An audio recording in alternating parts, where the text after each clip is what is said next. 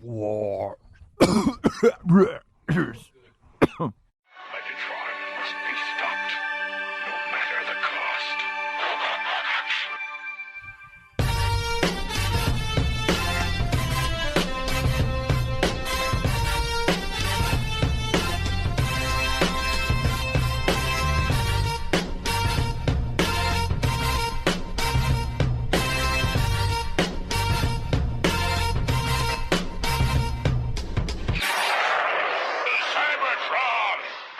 Hello, friends, and welcome to the Autopod Decepticast, a bi-weekly podcast that delivers an episode-by-episode breakdown of the...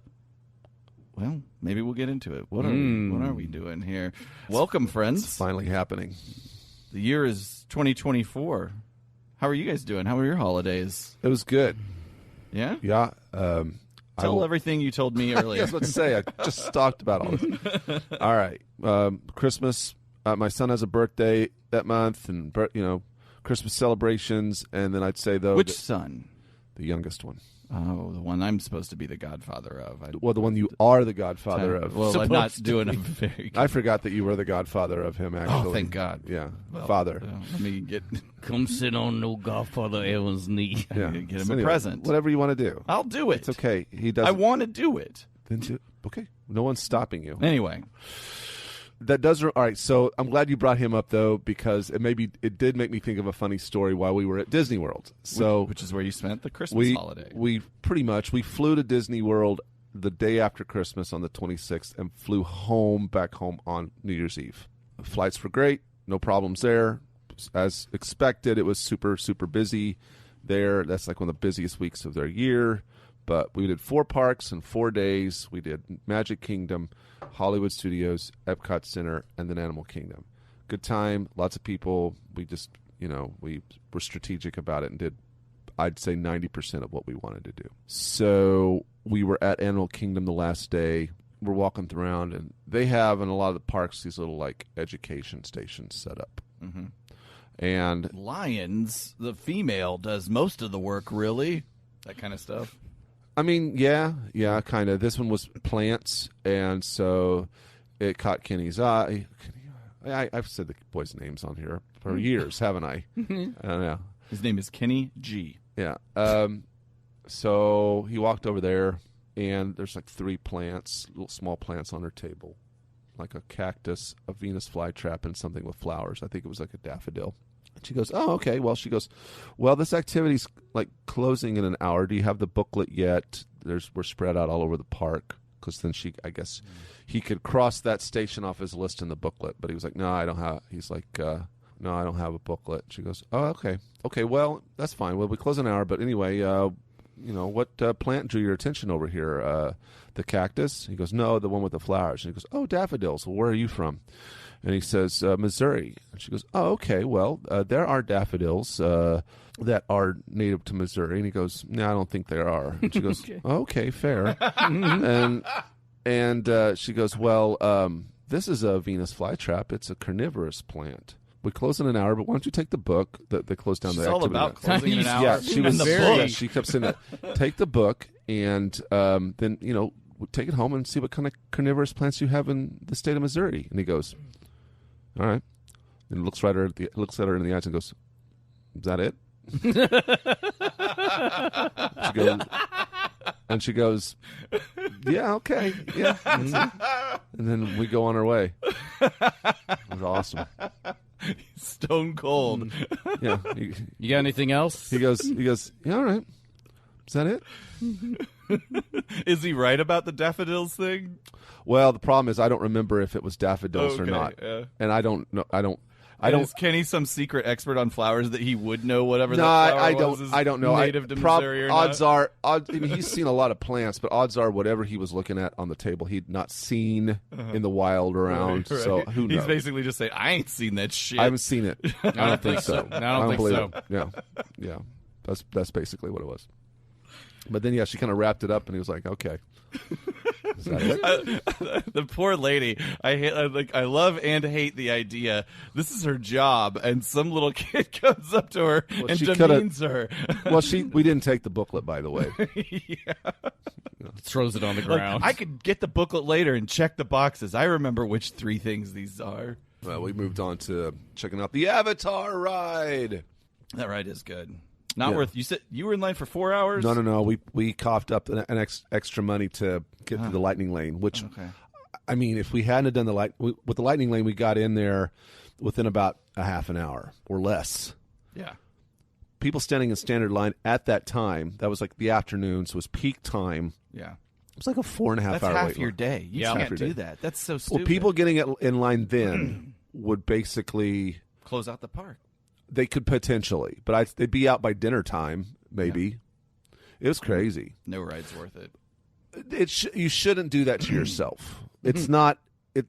There's no payoff. You paid $250 a person to be Just there. spend your money on something else. Set your expectations differently. Get some Coke. Yeah. do some. Do Actually, something. you need a tester, though, because that fentanyl. Yeah. Anyway. Close the borders. Great though. I do like Disney. Epcot was amazing. Epcot's so cool. We all need to go to Epcot sometime. It's so much fun. Recording live from Epcot. Ryan, you been to Epcot? Yeah, but You- it was you guys- like you guys I went as was like teenagers. 18 years old. I've been It's- since. Yeah. I'm better than Ryan. It's I really think maybe it's because I'm older, but I really enjoy it. It's so much fun. It was my favorite at the time. It was my favorite as a kid as well. Yeah. It's good stuff. Anyway, that was we got home. I am glad to How'd see you you guys. celebrate the New Year's Eve? I got up at 3:45 Florida time to catch a flight that morning, so I spent New Year's Eve asleep. I was exhausted. Fair play. I was in bed by like 10. I just said, I'm done. Yeah, our New Year's Eve was not spectacular either. I mean, not that we planned for it to be. We just, brother and sister-in-law came over. We watched a comedy special.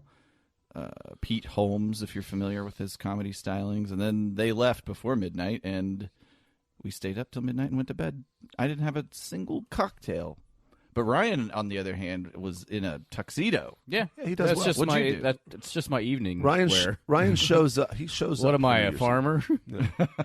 He Yes, shows up. you are. Oh, Ryan's the one person that showed up for New Year's Eve this year. I didn't go anywhere. But you know what I mean. Yep. You, I mean, you say it's just evening wear. Are you wearing that tux every night? Yes. Every night Nightly? after 6. Really? No. Oh, well, I wouldn't be surprised. Yeah, I carry my gasoline around. It's in the basement. That's something that it was Oh, sorry. before the show Yeah, banter. sorry. but, I did a callback that doesn't exist right now. yeah, we just had. I made some. One of the presents she got me was a pasta drying rack, and I made some shrimp scampi, and then we watched the ball. We didn't watch the ball drop. We watched a YouTube countdown. And Was there an animated ball dropping in this Nope. YouTube countdown? Nope. just a countdown, just numbers. All right. And that's it. Yeah. It was fine. Capital. Yeah. Yeah, nice. I think we all had. I think we all had a good New Year's. Actually, Well, as it is the new year, new chapter in each of our personal lives, perhaps. but also a new chapter in the podcast. Yeah, what a transition as the curtain falls on the familiar, unveiling God. the potential and possibilities of the unknown. this is finally happening. Though we say a bittersweet farewell to the 1980s Transformers era, we and you are invited to explore the uncharted territories and evolve with us as we explore the Beast Wars. Welcome to the 90s. The late '90s. Mid 96. Yeah. It's later than 95. I'll go with later. Anyway, early on I was like, "Yeah, we're going to talk about grunge music." Not really. No, this is prime new metal territory right here. This is '96, Yeah. September '96. Gosh. I can't wait to get to the real world. There's some wild stuff in Yeah. music. Yeah. Yeah, I've got it all written down. awesome, exciting. I'm excited. Now, is this kind of like Transformers that every day there was a new episode, so we'll be covering it's like the same kind of topics, like the same movie will be number one for 30 of our episodes? The same song will be number one pretty much this whole season. We'll get to that. Yeah. Exciting. I'm sure it's got to be Limp Bizkit probably. Anyway, I know I'll say no. 96. I don't 96? think Limp Bizkit was quite there No, yet. you're right. But I know what it was. Okay, well, all right. We'll talk about. We'll get there. we're getting close to like Sublime era, maybe. Rage Against the Machine. I don't know if they were ever a pop chart hit. Though. God, we watched Wes and I watched a video on the history of Sublime. I didn't realize that the lead singer died so early. Yeah. Right as they were getting hitting their crest of popularity. Very sad story. The drugs are bad. Hopefully, for those who weren't fans of the series, like me. I didn't even know it existed at the time. This is a journey of discovery that we'll take together. And for those that were fans of the series, hopefully a little nostalgic jolt. Yeah. I watched it while it was on. To your childhood memories. Yeah, Ryan's our connection here to or the nostalgia. Early 20s memories, perhaps. You know, this Beast Wars talk reminds me of the first time we ever met. Tell me. This is where I intended to do a King Kong Peter Jackson era intro, and I failed to do so. But we'll just say I'm the Adrian Brody character with the beautiful eyes and big nose. Caleb is Jack Black, and Ryan can be King Kong himself. Gotcha. Their self? I don't know. Is King Kong a female? I don't know. How does King turn Kong, him over? How does find King out Kong sex. identify? I did not see that movie. It's long. It's good. It's long. Too long. Too long. Didn't listen. I still, on a related note, need to see Godzilla -1. I want to see it so badly. Yeah, how could you do Shout it, out to though? our Godzilla fans out there, You could just go. which is all of them. I think it was brave of them to go ahead and like put the rating into the title of the movie. That joke is so bad. Yeah. Yeah. Godzilla, New year, new you. Rotten Tomatoes, 92%. -1. -1. Let's see. We talked about holidays, Christmas. What is the best Christmas gift you received this year? I got a disc golf basket. Oh, I played disc got golf. it set up in your backyard already, or Threw it just out in the waiting for yard, spring to- throwing some discs. Yeah, Yeah. sweet. Yeah. That's perfect. Working Gen on my- X physical activity. Working on my putt. Yeah. I love it. I love watching the disc fly through the air. Did you set it up in a place where you've got some obstacles in your path? Not right now. I'm just trying to get it in the basket. Yeah. Any holes in one yet? From a respectable distance? I can. I can get an ace typically from 15 feet or less, but as far as beyond that, if I can make a putt further out than like 30 feet, that's pretty awesome. And if I can throw a mid-range or a long distance and ace it from like 50 or 100 feet away, which I'm not done, that's cause to celebrate. Yeah. I was just thinking of this. Pretty awesome. I suppose with disc golf, maybe people already do this if they have a home setup like yours.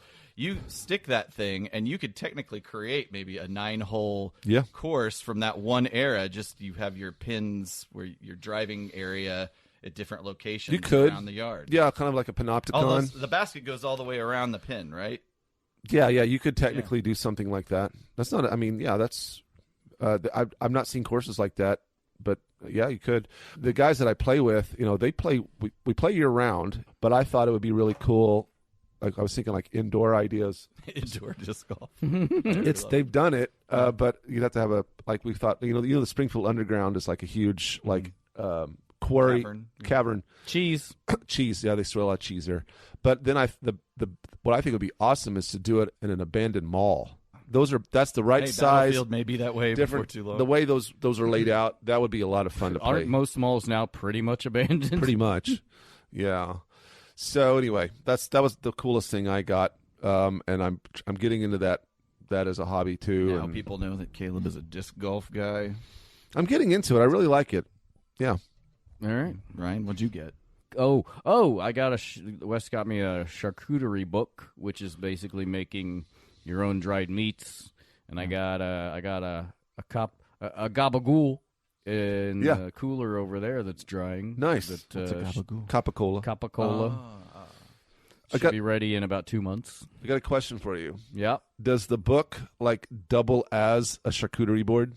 That would be so gross. Like it's got a one side wood of cover. Yeah. I think that'd be a great idea. Yeah, it's Michael Ruhlman, and I can't remember who else it was, but it's great. And I'm looking forward to making a lot of. They got some good sausage recipes in there. Got to get myself some casings. Mm-hmm. Nice. You're going to go all natural casings, none of that collagen shit. It's pig intestines. Just get a pig gut. And, It's gonna make or plastic. lamb. It's going You to can make it out also of get- Walmart bags. yeah. You just get, that's a good way to recycle. Yeah, that would dry real well. It's just a bag full of rotten meat. This book sucks. So you have a dryer, basically, like it's a piece of equipment that No. you put the meat into dry, or No, just the air. okay. So Basically, you're you gonna be want- hanging it down here. Yeah, it's in the cooler over there. Oh, You want basically like actually an old refrigerator unplugged. Cooler down. I got a there. question. Do you call that section of the basement the cooler, or is it in a cooler as me and Aaron? It's in like a refrigerator. chest cooler. Okay, gotcha. Basically, you want essentially an environment that is about 60 degrees and about 70% humidity. So there's a jar of salt water in there to keep it Interesting. humid. Cool, man. Yeah. And it should be like, it'll be like 2 months till it's ready. You essentially want, with this particular thing, you want it to lose about 35% of its weight. Yeah. I love it. So I'm excited to check it out. For those math nerds out there, that's a 65% yield. Yep. Are there testing kits to make sure that the meat is properly cured or anything No. like that? No, you just Nah, gotta go- dog. It's just called eating it and not throwing up. That's how the You can Italian. tell. That's how Like- the Italians did it. You Yeah. can tell, and like if there's white mold on it, that's fine. In fact, that helps prevent other kinds of mold. If it's anything other than white, you probably need to like use some vinegar and get rid of that. But I'm gonna bring my listeria test strips down here. Aaron, What? what'd you get? I don't know. I got a Questlove book on the history of music, so I look forward to tapping that open. I got one of those. Have you seen those 33? I think they're called 33 and a third little Books? They're little books I about have. dedicated to a particular album of music. I got one on the Beastie Boys Paul Revere Nice. album. I'm gonna flip Paul's through that. Boutique. Paul's Boutique. Paul Revere was a song by the Beastie Boys, but I am referring to the album. Beastie Boys Paul's might Boutique. come up next episode. Not in the nice. real world. Sabaton. Intergalactic.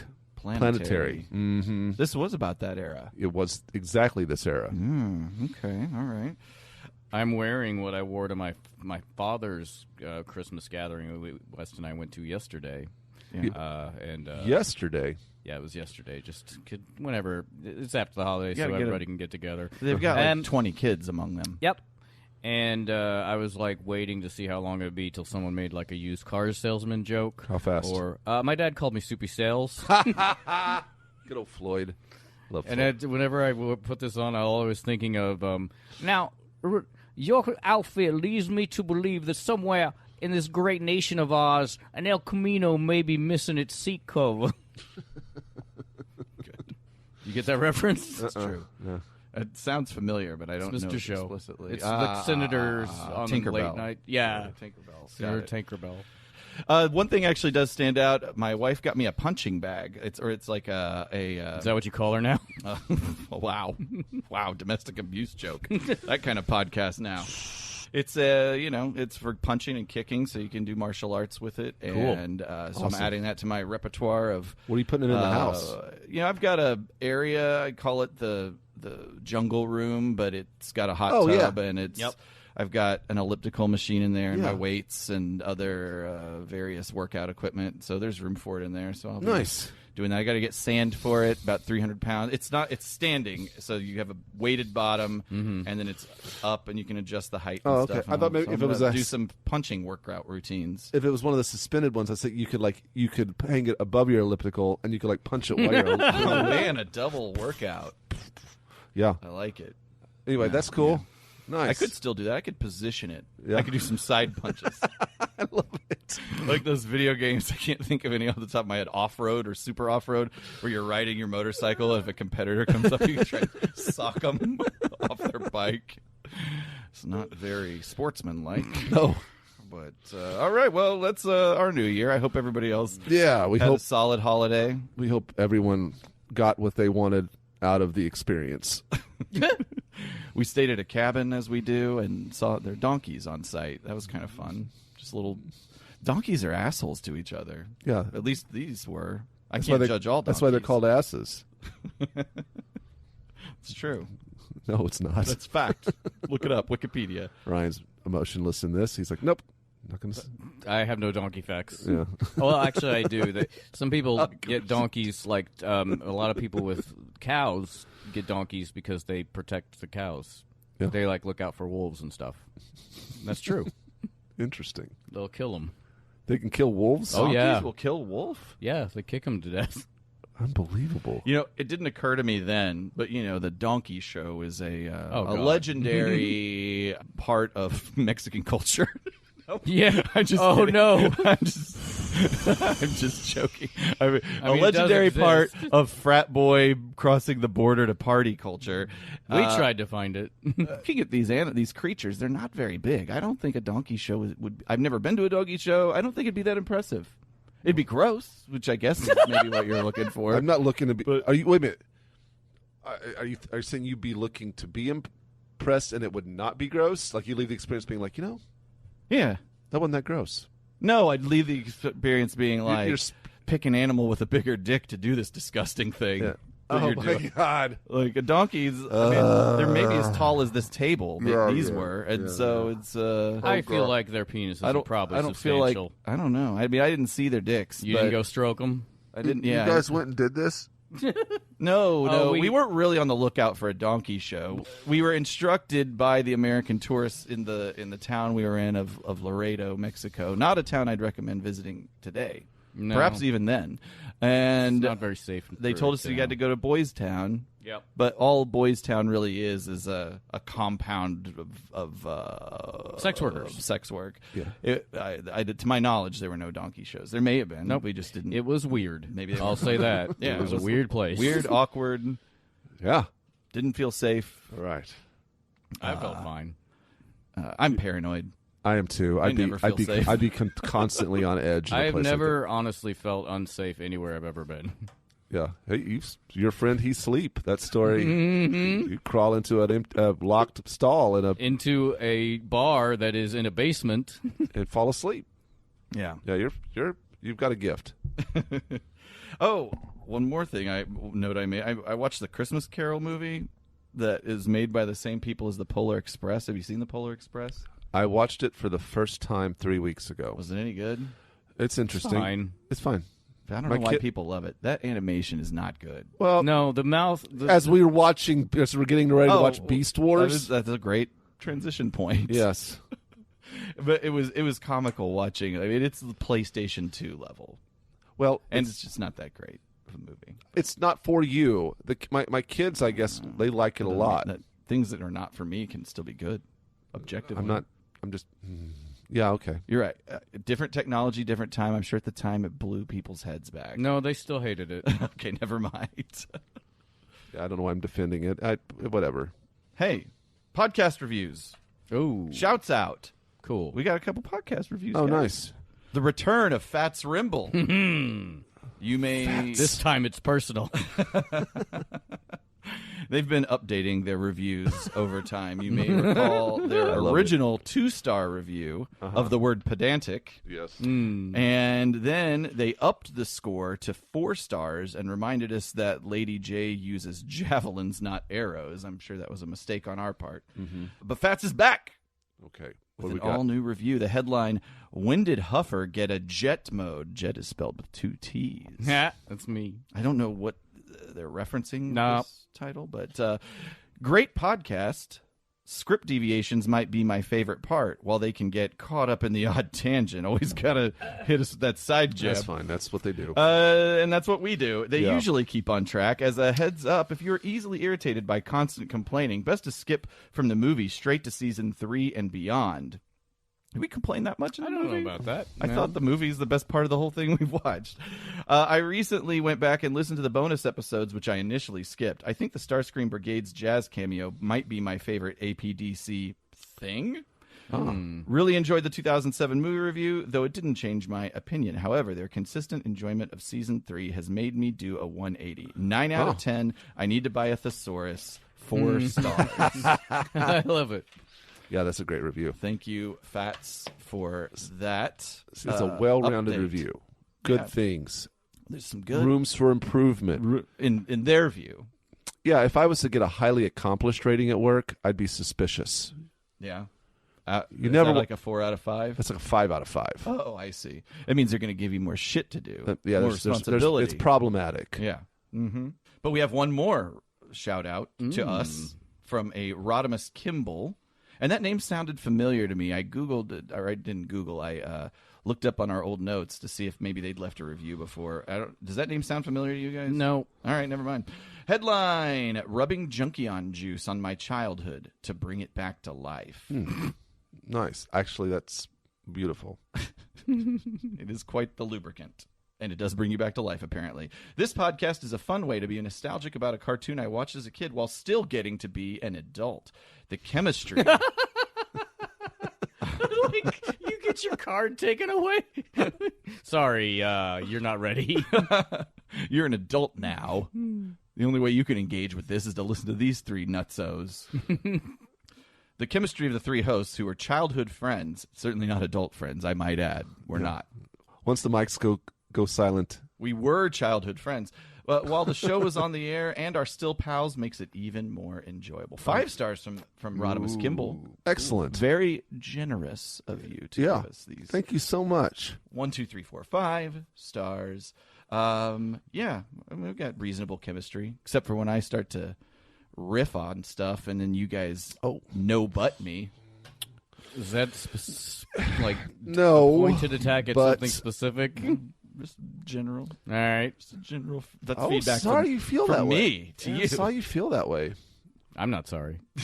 I expect that from Ryan, Right. Okay. and I expect that from you. That's why Caleb, just like the listener, is also my favorite. Thanks, man. I'm trying to create some animosity. Some kind of friendship slut is what he is. I just want everyone to like me. So let's shout out the patrons. Thank you to this fine group of people who, without you, we wouldn't be able to make this what it is with all the booty box fun and all that good stuff. We've got, from earliest to latest, Alpha Magnus, Debbie, Jeremy, Skeeter, Mr. Sadler, Mike Seibert, Bono, Michael Trimblett, Justin R., Jonathan, Robinus Prime, Classic Daniel, Safubi Samurai, Chandler, Jay Soups, Maddie V, Nick the Toy Mad Dad, Ken Bockelman, Good. DFB Greg Murray, Captain Alexis, Corey, James and Julia, Michael Ordway, Tim W., Jason from Cracktastic Plastic, Thomas, Justin B., Triclops, Alex Simon, New Daniel, Seven the Chronicler, Argonus Prime, the unknown patron, still a mystery to us all, Brian Jones, Rick, a.k.a. Autobot 1000, Mark, a.k.a. Zarmat, and, lest we forget, and how could we, the anonymous patron. Mm-hmm. So, Ryan, you got anything warm, rich, and golden to wet our whistles? It's purple. Yay. All right. Why I'll still do it. A golden Oh, the disc. Okay. Yeah, no, it's not the greatest connection in the world. Hey, don't beat yourself up about it. Now, Ryan's my favorite. I'm very wishy-washy when it comes to My affections can be bought. That's right. Well, Ryan, you have something in front of us. Yeah. Awesome. Not warm, rich, or golden. It is. Well, okay, so I wanted to make up a cocktail. Very goth-looking drink, actually. It is. For this and our next episode based on the new characters. And the idea actually came from our conversation with Kit and Harper during our re-review of Transformers the movie with them back in episode 182. And Harper came up with the name for this one, which is the Megatron Purple Poco Loco. And it is kind of basically a tiki drink, sort of like it's like a sideways complicated daiquiri. This is a Jet Original. For this cocktail, you will need 1.5 ounces or 45 mils of aged dark rum. I used Appleton Estate. A half ounce. Jamaican. Yes, it is Jamaican. Jamaican me crazy. Half ounce. 15 mils of Lemon Heart 151 rum. A half ounce of Velvet Falernum, which is a liquor that's very common in tiki drinks. That was an ingredient that I felt sounded like a part of the penile organ. Like it. Oh, the Falernum? Yeah, it feels Like the perineum? something like that. Yeah. All right. Yeah. Velvet perineum, 1 ounce or 30 mils of lime juice, a 1/4 ounce, 7.5 mils of simple syrup, and a 1/4 ounce of cinnamon syrup, which is just toast some cinnamon sticks in a dry pan, combine it with equal parts by weight, sugar and water, boom, you got cinnamon syrup. It's used in a ton of tiki drinks. A dash of cocoa bitters and 1 ounce of blueberry puree, which I made mine with 12 ounces or 340 grams of frozen blueberries, third a cup sugar, 1 teaspoon lemon juice, get in a saucepan, heat it up, thicken, bring to boil, reduce to simmer, This all is that good an stuff. entree, the preparation. There's a lot. Techniques that went into this. It's not as complicated as it sounds. Combine all ingredients in a shaker and shake with ice, strain into a chilled coupe. And I didn't use a garnish, but a few blackberries on a skewer would probably be nice. Wow. Thank you, The Ryan. Megatron, a purple Poco Loco. In celebration of the new villain of the series. It's got a great smell to it. Yeah. Yeah, here we go. This is great. I'm typically not a fan of these types of berries. Blueberries? This works. Oh, blueberry is the key ingredient. Never mind. I'm okay with blueberries. I don't like blackberries either. My girlfriend loves them, but It's very sweet, but balanced really well. Agreed. So I think it's great. all right. Does it fit into the refreshing category? I feel like over some ice and maybe a little club soda to water it down a little bit. You could do this that. could get into refreshing. But that was not. That's not. That's not its mission. No, I'm not. I would for that. definitely try this as a frozen drink. Yeah. But I like it just like it is. Sure. But it definitely best served cold. But no, but like the idea of making drinks for both Megatron and Optimus Primal was from Kitten Harper, and maybe you can guess which the drink is next on the next episode. Something blue and grayish. That's just Prime. Okay. All right. Nice. Last episode recap. We got some of that head masters. Welcome back, everybody, from our break. And we got that before being baited master forcefully into some new tech gimmicks. Victory was achieved in that we smoothly got through the Japanese series, pulling us into the zone for seeing Predaking get bisected, organic brain and all. Still so strange.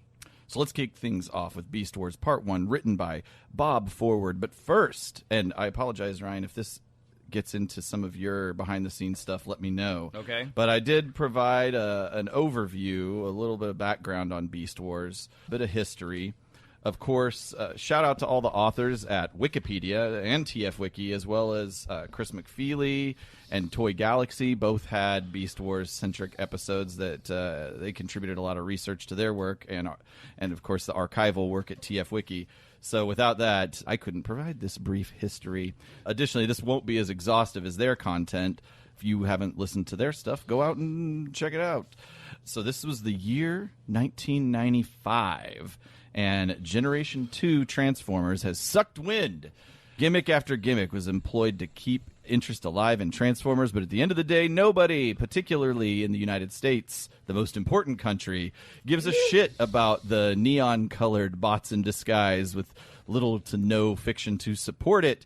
So, these kids have no imagination, and Hasbro, they want to keep this robots in disguise thing going, but they're going to need some big, beastly ideas to reinvigorate the franchise and get these millennials to transform their Beanie Baby bucks into legal robotic tender. According to TF The Basics, Hasbro handed the toy line refresh duties to its newly acquired Kenner team.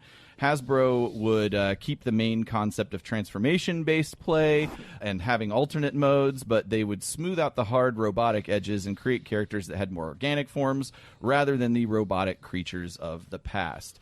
A Canadian studio, Mainframe Studios, Vancouver-based animation company, was having some success with a computer animated series called Reboot, and they wanted to get involved in producing a Transformers show, so they reached out. A partnership between Hasbro and Mainframe was formed, and it was time to get toys on the shelves and on the screens. The producers themselves were committed to creating some solid lore, which is something they felt that the previous managers of the brand had overlooked with G1 and G2.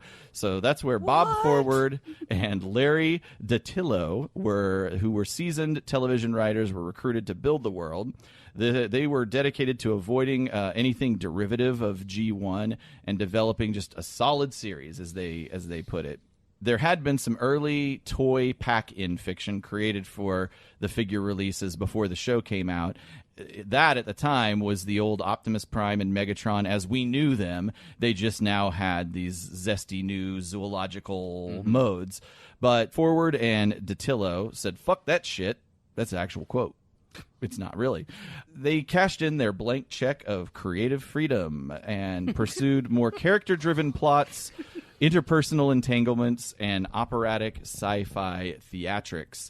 While the connection between G1 and Beast Wars was initially pretty ambiguous, the duo of Ford and DiTillo would eventually dive a little bit more deeply into the past Transformers lore and find creative ways to entangle it into the Beast Wars series. Hasbro embraced the changes to their initial story ideas, and Ford and DiTillo became the canon for Beast Wars. Despite G1 fans' initial dismay at the concept, and some might say that unease still exists across many incels to this day, kids without our demographics nostalgia bias fucking loved it. And Beast Wars was a shot in the arm for the Comatose Transformers line. Though by our standards today, the CGI looks quite dated. At the time in 1997, production designer Clyde Klotz won a Daytime Emmy for Outstanding Achievement in Animation. Beast Wars, as I said, was a big hit. The toy line itself was ranked in the top 5 selling toy lines each month, competing against such powerhouses as the Star Wars was being reinvigorated with those movies that were coming out. Power Rangers was huge, and professional wrestling was a big deal at the time. But Transformers was always highly ranked in the sales with Beast Wars. So that's my overview. That's great. And There's we some can get into overlap. the show proper. There's some overlap I have in script deviations, but Nothing too crazy. It'll be a reinforcement of a lot of what you said, but yeah. Okay. So I have some a couple of observations or questions on what you just said, because that was great. Do you guys know if there's Reboot and then they did this, was it more expensive to do this type of animation then versus traditional animation? Do you know? Like, when they're looking at that, is it like that's going to cost a lot more? Or I don't think so, because like the budget for season 1 was $18 million, but they did it all in house. Like they didn't, and I covered that as well. Like they didn't farm out anything. So you're going to talk about that more a little bit, but like I don't know what a season, like for what season 3 cost, or like what season 2 of G1 cost. But $18 million seems pretty cheap for 24 episodes. Sure. Yeah, and I mean, I'm sure the animation is quality at the time for whatever else was on television, but it still is not as good as, say, like a Toy Story was. It predates Toy Story. Does it really? Yep. The first Toy Story? Yep. Get the fuck out of here. Well, they started making it in '95. Where I was going with that, and perhaps I'm wrong, is that it's computer animated, but I'm sure there's levels of refinement that companies like Pixar were doing that made their work they had a lot more money. Well, they had a lot more money, and I guess like textures and things like that were probably and I have some stuff we'll talk about, but they were cranking they made all this in a year basically, like and it's like Reboot, the show they did before this, which was running concurrently. They were like doing, I think, well, you know what? I'll just talk about it whenever I get to it. But there's a lot of tech info that's really interesting. But they built like new software themselves to do a lot of this. Nice. Okay. I'm doing it. And I would assume like once you have the character models, I suppose it's probably a little easier from that point to make the new episodes. I don't know, but that makes sense logically. Toy Story was released in 1995, November 1995. Ooh. Maybe I'm thinking of Reboot then. Reboot was before this, yeah, for it sure. was. But they look the same, Reboot and Beast Wars. Pretty much. Like, stylistically. And I guess my overall point was, I mean, the people at Pixar had more time and a budget, and they weren't creating as much content, and so they could dedicate things like... I don't know if mocap was used in any of these series, and maybe I'm getting ahead of myself, but there's they had access to tools and time to have a higher quality animation. Movie, it's true, but if you rewatch Toy Story, there's some Especially the human faces are Yeah, real weird. compared to like Toy Story 3, Toy Story 1 is garbage, but Oh, and- Sure. but I attribute that more to just advancements in Yeah, absolutely. No, technology. it is, I guess, and I'll touch on this more later, but I think the point is like, yeah, a lot of people complain about the animation of Beast Wars, but like nobody else had done this before. This was all new shit. My impression, I remember, I didn't watch the show, but when I saw elements of it, I remember being like, oh, wow, like that's remarkable that they're able to do a series that's completely CGI. Yeah. Yeah. Like we're here. Like it's The mass future market. is now. It's mass market scale computer animation for Yeah, I was impressed by that. half-hour advertising for toys. Okay, all I right. had a little bit about the opening theme song. I would like to hear that, and I can segue into talking a little bit about the composer. All right, I'll tell you proceed. what I have, and then you can add to it. Yeah.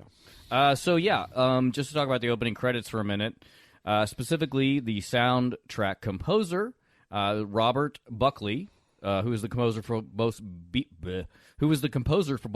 Beast Wars and Beast Machines. And he has worked in TV and film for over 20 years. He worked for a lot of other mainframe entertainment shows, which is the company, like we said, that produced Beast Wars. Buckley worked on Reboot, Shadow Raiders, Weird O's, and the Scary Godmother movies, which I didn't look up, but it was a side quest. I just didn't have time. It sounds interesting. He also worked on Stormhawks, 2007 to 2009, for which he won a Leo Award. And that is the beginning and end of what I have about Robert Buckley. I can elaborate a little bit on him. He does have a website, and Oh, yeah, you sent it to us. It's wild. yeah, he is a composer, an arranger, a performer, a producer, a recording artist, and a conductor. Mostly these days, he composes pieces and conducts pieces and collaborate. He's Canadian and collaborates with like universities and high schools, and they perform his pieces. Cool. He was in a band back in the late 70s, early 80s. It was called Straight Lines, and they had a gold record called Letting Go. And I found it on Spotify. Oh. Part of it sounds like this.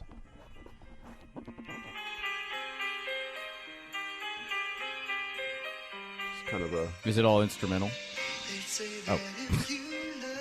He's got some Peter Cetera sort of. Yeah. I like it. Yeah.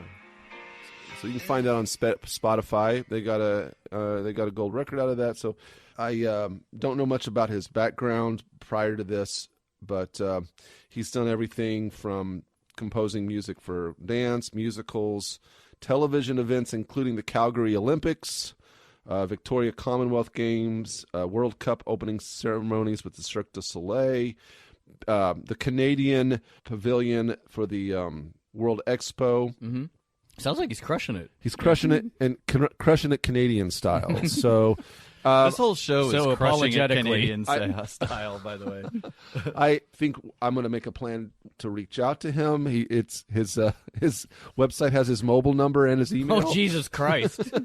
And so as we go along, probably we get a little bit more of this under our belt to be able to try to establish if he's willing to. We could do an interview with him. Did he compose just the opening theme, or I was think he the did kind scoring. Of the score through I the think he whole did. I think he thing? did the Yeah. whole thing. Okay. So, and I will say one thing that sticks out in the arrangements for Beast Wars is that A lot of electric guitar. that wild electric guitar, Yeah, and there's a lot. I tried to find out who is doing the guitar, and couldn't find it yet. But that's a big question. I was like, who's playing who's doing that over the top? Oh, Caleb, I'll tell you all about the Yeah. electric guitar. I'm He's sorry. Irish. He's Irish. Huh? Sorry. Irish is Sorry. very similar to Canadian. Yeah. I'll tell you all about it. I'll tell you all about He's it. a literal leprechaun Okay. metal guitarist. I'm glad that you asked me because I'm really happy to be here on your podcast. I'm Conor McGregor. I get in I win fights it- and I I win play Scottish. electric guitar. God Oh yeah, damn I'm it. Conor McGregor. Yeah, he's not Irish at So all. you haven't heard the last about us talking about Mr. Buckley, but that's all we got right now as we start this journey. All right. I guess we'll get into the episode proper. The opening sequence is short and sweet as compared to what we're accustomed to. It's pretty simple. You got two ships soaring through a magnificent spacescape, landing on some unknown bright blue orb. There's some Crashing. kind of conversation happening and or conversion happening. Like we're seeing them get their conversion capabilities, and then we have the Beast Wars logo. There's various cutscenes of fighting and transforming, and then we have a final logo. Short, sweet. I hate to say it this early. Not nearly as iconic to me. I think I'm trying to strip my bias towards what I was raised with. Sure. But I feel like it's not as ground shaking as the original G1 intro I would agree. series. I would like to hear other people's opinions on it. I'm sure depending on where we're coming from, it's not going to measure up. It's impossible to completely strip our nostalgia out of it. But I think a lot of it also is, and well, I'll get to this as well, like there aren't very many characters due to technical reasons. Like they couldn't animate Budgetary, a bunch of yeah. characters. So we only have 5 on each side, essentially. Right. I'm finding that as I completed the first 2 episodes, I'm finding that to be a strength here, and I'm starting to understand. The character development, I will say, not to get too far afield first, is way better. Yeah. than I'm seeing that. I'm seeing because they that. have personalities. You said one of you said the word operatic earlier, and Space operatic. and I think that Sci-fi opera. I think that is a great word for this, not only in the musical arrangement, but also as it pairs with our character development. Sure. Like you can really get in on that. Yeah. I could see how that will be a strength. Spoilers. I didn't love these first 2 episodes, but I'm giving it grace because it's like the introduce you to the whole thing. You know, that's its job. Yeah. And we can get more into the fun stuff later. And but did you say when these aired? I did not. Well, there are 2 air dates because the first one, this first 2-parter aired in April of 1996 originally, like as a teaser, and then later they aired it again in September when they were ready for the they full were ready with all trigger of them. pulling. Yeah, Beast Wars opera. I think you could. that would be cool. I think I just You mentioned gave him Kenner. Did Hasbro buy Kenner? Is it, yeah, you're right. Yeah, I did say that. Yes, Hasbro bought Kenner. Okay. Kenner was responsible Star Wars. for the old Star Wars stuff. And Hasbro still owns all those properties today. Yeah. Wonder if they're doing okay with it. That's a funny joke. Thank you. And then the other one, A computer would their identify competitors, that as a joke. Mattel, right? Does Mattel have Barbie? Yeah. No, I don't think, I think so. Kenner and Mattel are separate. I don't think Hasbro doesn't own Barbie. Right. So I think saying Hasbro's main competitor is Mattel. Sure, yeah. From a giant corporate toy company. Yeah. What about I'm Galoob? Anybody hear about Galoob these days? Whatever happened to Galoob? What are they up to? Galoob. Right. Well, we open it up, and it's a space battle, bitches. There's 2 ships that emerge from I suppose some kind of wormhole in space. It's a warp, yeah. I'm not good with context, but these 2 ships appear to be at odds. For anyone who wants to know, the Maximal and Predacon ships are known as the Axelon and Darkside, respectively. Those are cool names. There's lasers firing. Some friendly voices tell us that their guidance systems are failing. This group, they are explorers, not warriors. But this ship is the only one that had the tech to lock on to Megatron, whoever that is, and the warp signature that They just happen their to be the ship closest. was emitting. We go over to Megatron, I presume it's Megatron anyway, and his devilish-sounding companions. They're taking advantage of their rivals' lack of shields. Boom, bam!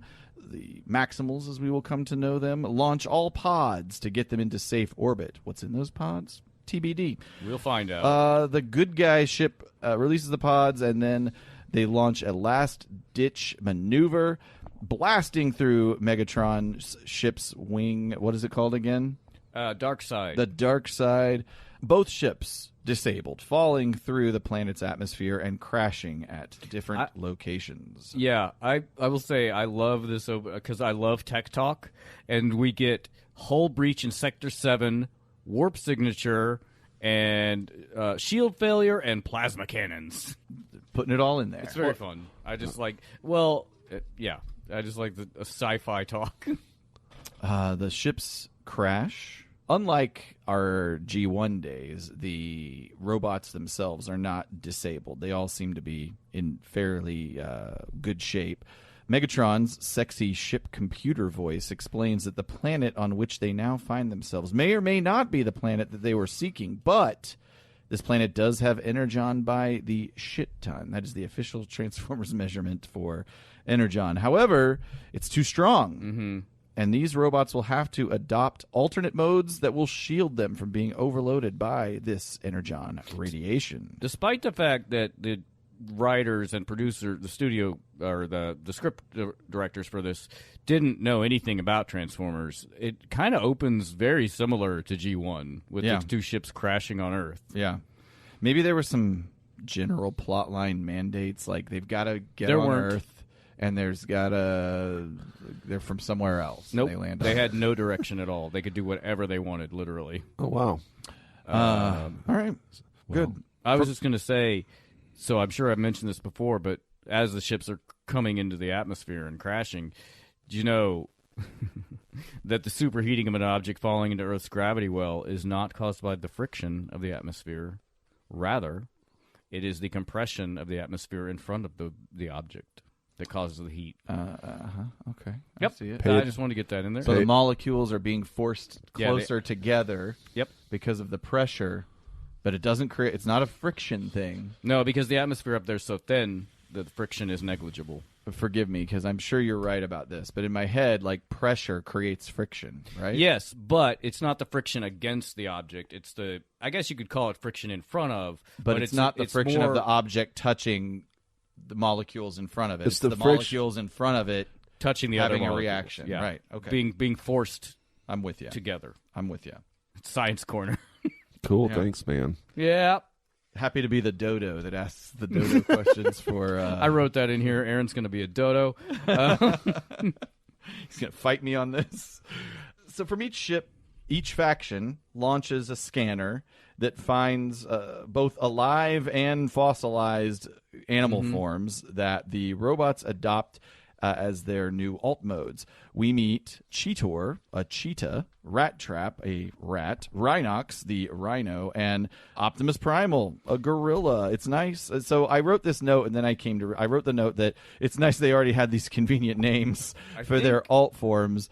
Although Optimus Prime then should have been called himself like Gorillatron. He's the only something. one. I think they all rename themselves. Yeah, you're right. Like I through context figured out that they just decided to rename themselves, which is an interesting. I guess there is a history of Transformers renaming themselves after taking on a new form, so I guess it's not unheard of. Yeah, it's.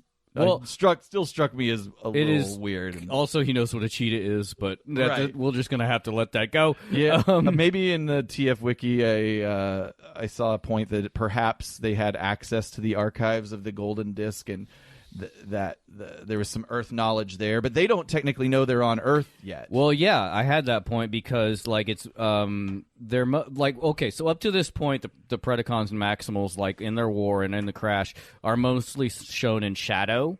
And if you go back and look, it's because the animators didn't want to make all new design forms before they're formatted. So. Right. And also so you don't want to see any of those animal greeblies hanging off of them. And so the planet they were trying to find was Earth. So like you said, the computer tells them that seems wrong despite core sample matching. The ambiguity is due to the fact that story editors weren't sure whether they were going to make this Earth in the past or not. Right. And they wanted it to be Earth, but they added a second moon just in case. And keep an eye on that moon. It'll come up later. Way later. Okay.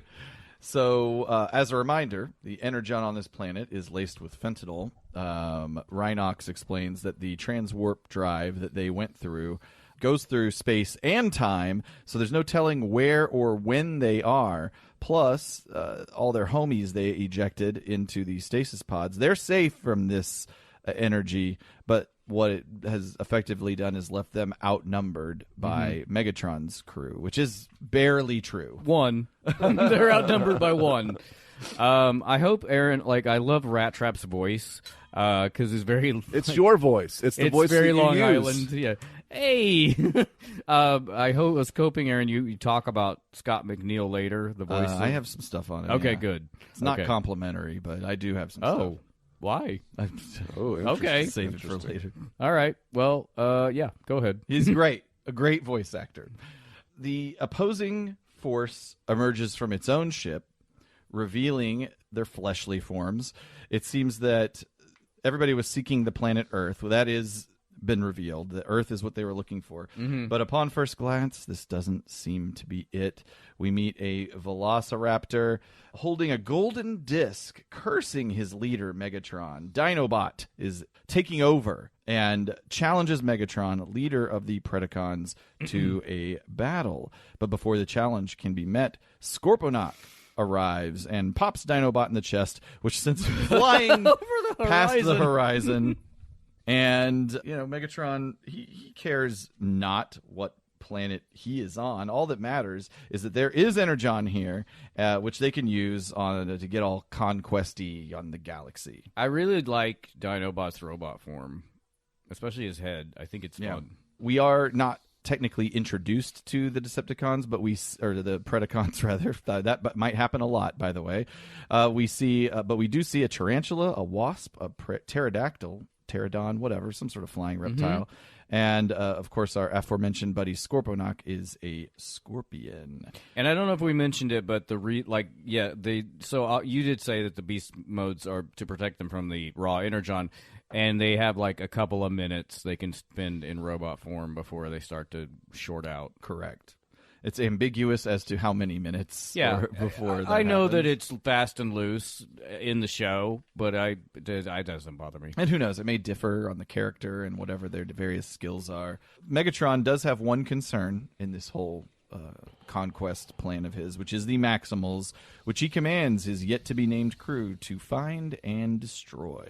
I will say one thing that really irritates me about this show is their command phrases to transform.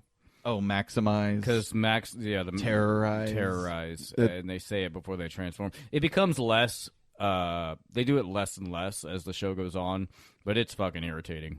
I think it was entertaining to me too, but I think to a younger viewing audience, I agree. It was okay. Yeah. You're trying to introduce the concept of transformation to a group that maybe isn't even familiar with. Yeah, let's get with it. Let's drive this home, and then we can let off of it a little bit. We revisit the Maximals for a little exposition. The golden disc that we saw earlier was Cybertron's most important relic, pointing to a major planetary energy source. So that's why they had to chase the Predacons. Rat Trap, he's kind of the fuck of the He's a group at this. real dick in this one and the next one. He kicks up a fuss. He wants to go exploring. That's their job. But Primal's like, you got a whole planet now to explore, so shut the fuck up. There's a lot of tension between Rat Trap and Primal. In these he's early straight episodes. up Mutinous. Yeah, yeah, certainly insubordinate. That's what the word I was Yeah, looking there you for. go. That's Cheetah tests the speed of his new form, which pisses off Primal, but he gets too far out from where they are, and their communication fields are. He's unable to, tell Cheetah, "Hey, come back, man! Don't do it." Did you guys want to hear some facts about cheetahs? Please. Cheetah facts. I do, very much. They're fascinating creatures. They are basically specialization run amok. They're built only for speed and agility, and at the expense of pretty much every other aspect of their bodies. And they can't roar; they can only purr. Which may be why Cheetor's growl is so fucking stupid and annoying. He's not a Frank Welker.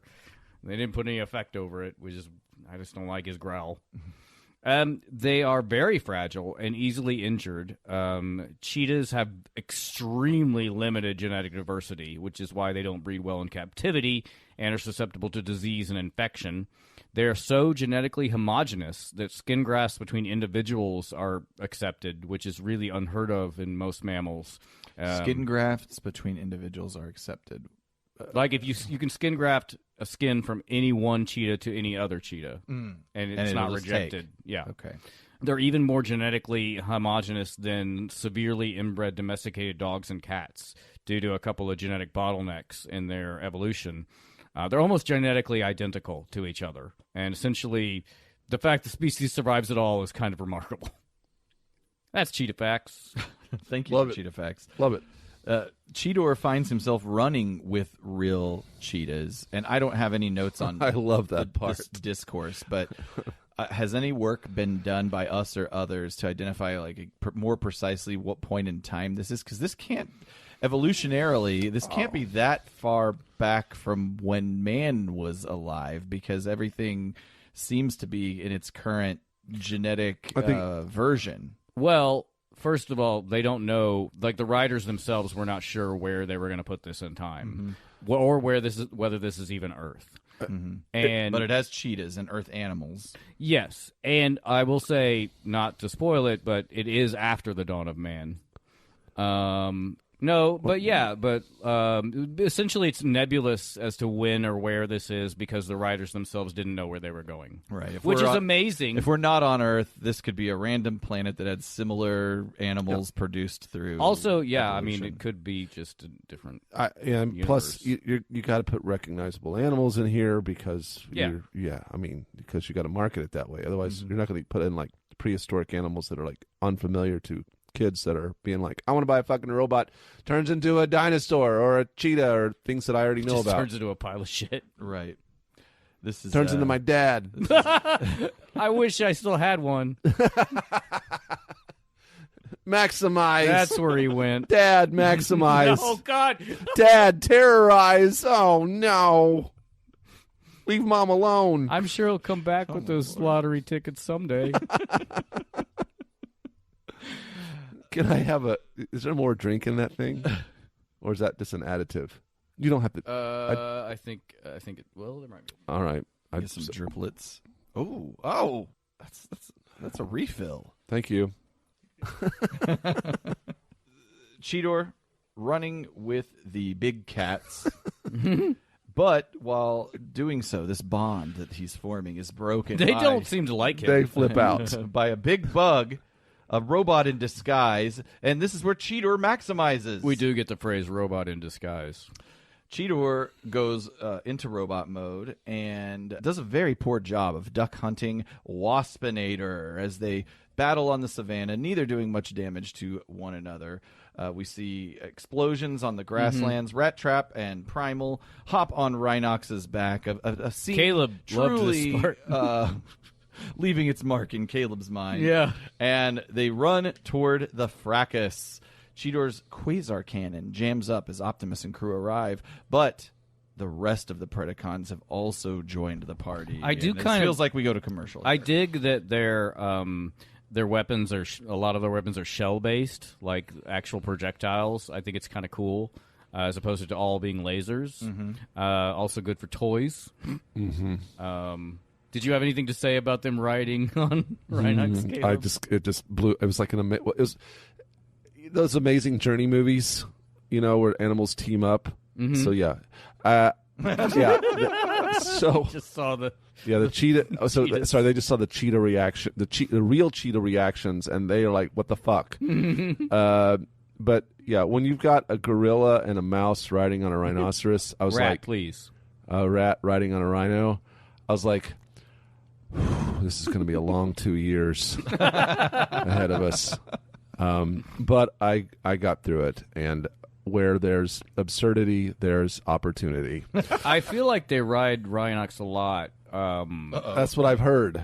Because they're like, how otherwise you're just walking. Yeah. So like he's if I could- theoretically I suppose faster. If I had a rhino to ride on, I'd fucking ride it all over the place. But I think they do that until like there is a point where there's a lot of points, and this is why this show is a little more Japanese to me, because there's a lot of upgrades they get quite often. Okay. And eventually they do get. I mean, Primal has flight powers, but eventually they do get like flight powers and also wheels. Does that take us to the machine era? No. They have like 4. Unknown if we're covering the machine era. I don't know either. But no, they change forms a lot. Right on.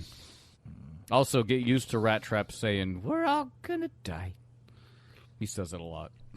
It's a signature line. Sort of like how it's, well, that's just Prime. Yeah, I wonder how many times I can hear that before I blow my brains out.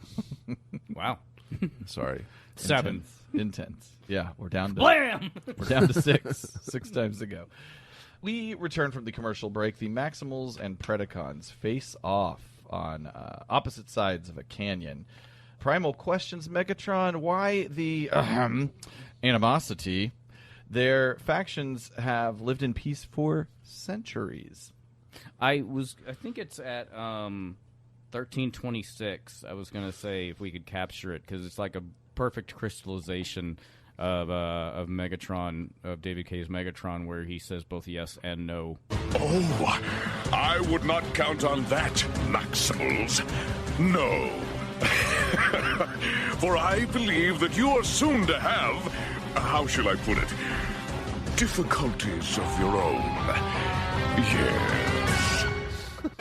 Commercial break. This is the Antonio Banderas. How do you say it? Ah, yes. Show. I do think also that we start to get this. I liked Megatron's speech on. He basically lets Primal know, all that living in peace was bullshit. While you were mashing mojitos, we, the Predacons, were biding time to get back into the whole interplanetary domination game. And the way he says it, I felt was kind of poetic. And maybe it's just because the voice acting on Megatron is well known and well loved. It's flamboyant yet inarticulate. I don't know, but it's very fun and nice to listen to. We don't have to do this, Megatron. There has been peace between the Maximals and Predacons for centuries. Why start this up again? Peace. But centuries isn't a blip in Transformer time chronology. I mean, I would account it to like maybe years in our time. Yeah. That's a long time. Perhaps on your side, Maximal scum. Yes, but not on ours. Permit me to inform you that an enemy which appears to be peaceful may in fact be merely biding its time. Yeah, we get it. Just reminds me of the SNL sketch with Christopher Walken, The Continental, where he's like, a woman who acts like she wants to leave may actually be horny. I showed that to West, and as I'm watching him, like, this fucking shit isn't funny at all. Oh, I think it's... Wait, my little turtle dove.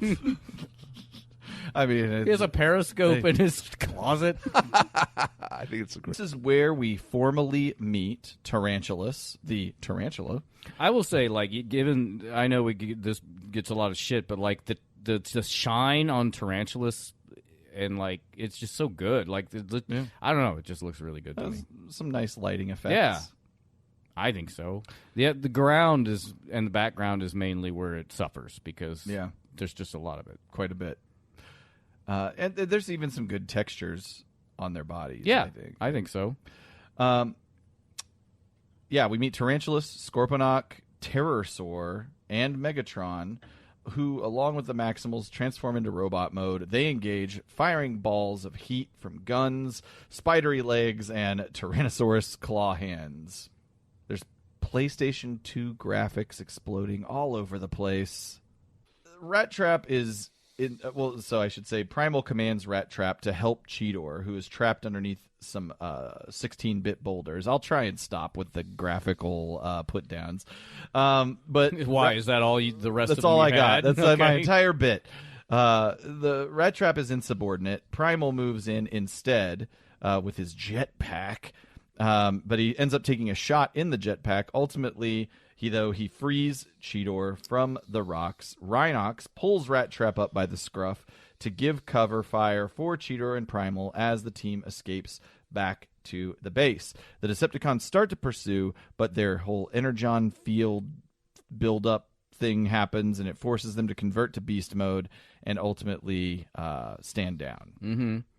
Mm-hmm. Yes, Rat Trap is a dick and very insubordinate, But, I mean, if you want to be charitable, we could go back to they're not soldiers, really. Like, they're explorers that just happen to also be in the military. Yeah, but they have guns. Yeah, it's sort of like Star Trek. In the military, you may not be an infantry person, but if you're called upon to violence, you do it. If you're a radar tech, you don't really have combat experience, though. I can understand.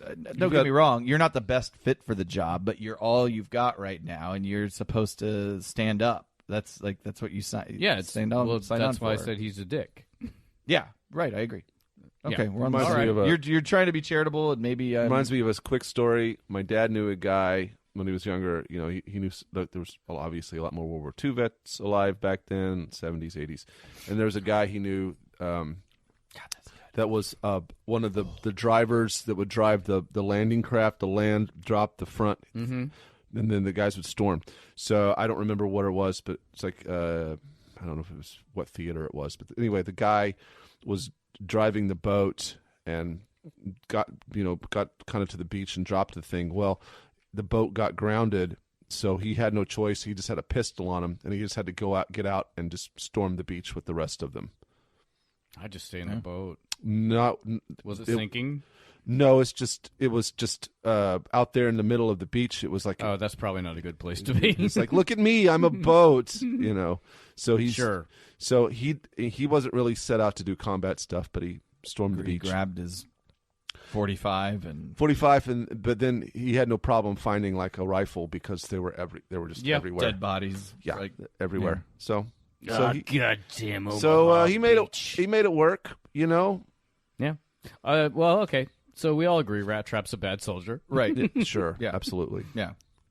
Rat Trap and Primal have a heart-to-heart. I don't know if it's heart-to-heart is the right phrase, but basically Primal's done with Rat Trap's bullshit at this point. Yeah, well, he says, like, I wouldn't ask anyone to do something I wouldn't be willing to do. Right. It bothers me that Rat Trap isn't convinced by that statement when Primal already exhibited it. Yeah. But the boys are injured, but their beast modes will heal them internally over time. That is an interesting thing. Yeah. And I think I have that too, but when they're in beast mode, apparently they have an inner repair process that heals them. It's nice. It forgives the need for a character like Ratchet or something. Just whatever, it happens. It's honestly, it's how video games are kind of all set up today, like action games.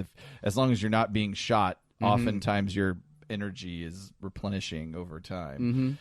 But Primal is worried because there should have been 6 Predacons, so one was missing from the battle. And let's just go ahead and meet him right now. It's Dinobot, the vicious velociraptor. I don't know why I had to put that in there. Cracking yourself up.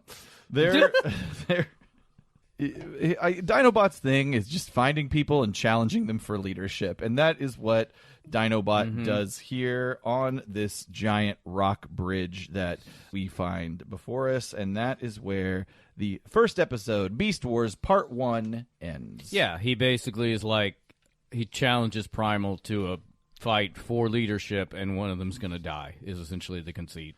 And I don't know if it's in this episode discussed, but basically he wants to take command of the Maximals so that he can go back and defeat the Predacons and take leadership of the Predacons. Yeah. And he assumes they'll just fight for him and all that. But so that's the end of the episode, everybody. We did it. We're done with Beast Wars. Episode 1. Episode 1. A little fun post-show information. I like to bring up the voice actors. And it's hard. I have to say, it is a struggle to talk about voice acting. I don't know why it was easier back in the Transformers the movie days, but I think it's maybe more interesting when the voice actors were on shows that meant something to me. Yeah. And now it's a lot of shows I don't know anything about, and I don't have the time or energy or passion to dive in.